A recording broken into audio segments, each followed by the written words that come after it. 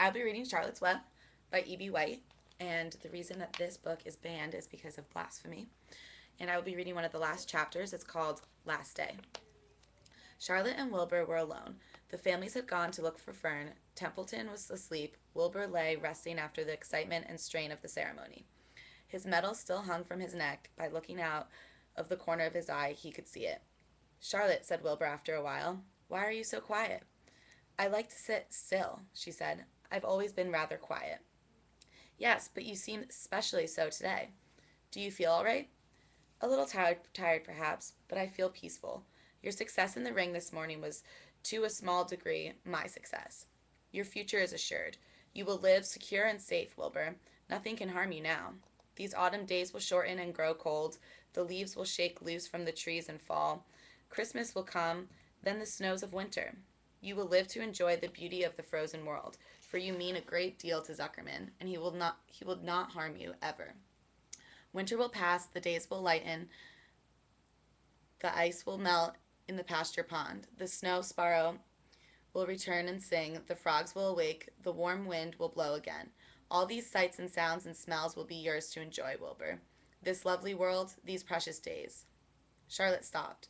A moment later, a tear came to Wilbur's eye. Oh, Charlotte, he said, to think that when I first met you, I thought you were cruel and bloodthirsty.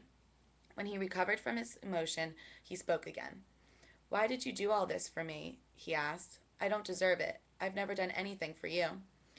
You have been my friend, replied Charlotte. That in itself is a tremendous thing.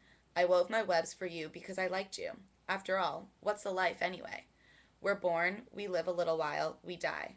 A spider's life can't help being something of a mess, with all this trapping and eating flies. By helping you, perhaps, I was trying to lift up my life of trifle. Heaven knows anyone's life can stand a little of that.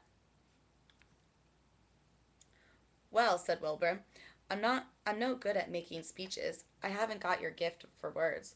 But you have saved me, Charlotte, and I would gladly give my life for you. I really would. I'm sure you would, and I thank you for your generous sentiments. Charlotte said, Wilbur, we're all going home today. The fair is almost over. Won't it be wonderful to be back home in the barn cellar again with the sheep and the geese? Aren't you anxious to get home? For a moment Charlotte said nothing. Then she spoke in a voice so low Wilbur could hardly hear the words. I will not be going back to the barn, she said. Wilbur leapt to his feet. Not going back, he cried. Charlotte, what are you talking about? I'm done for, she replied.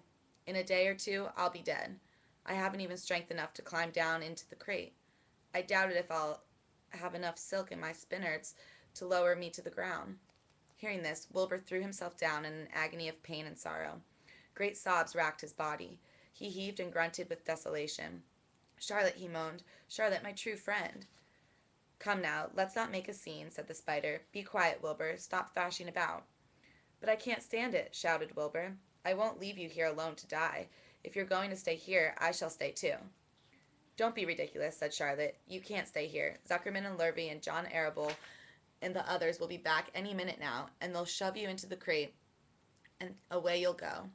Besides, it wouldn't make any sense for you to stay. There would be no one to feed you. The fairgrounds will soon be empty. Wilbur was in a panic. He raced round and round the pen. Suddenly he had no idea. He thought of the egg sack and the 514 little spiders that would hatch in the spring. If Charlotte herself was unable to go home to the barn, at least he must take care of her children. Wilbur rushed to the front of his pen. He put his front feet up on the top board and gazed around. In the distance he saw the Arables and the Zuckermans approaching. He knew he would have to act quickly. Thanks.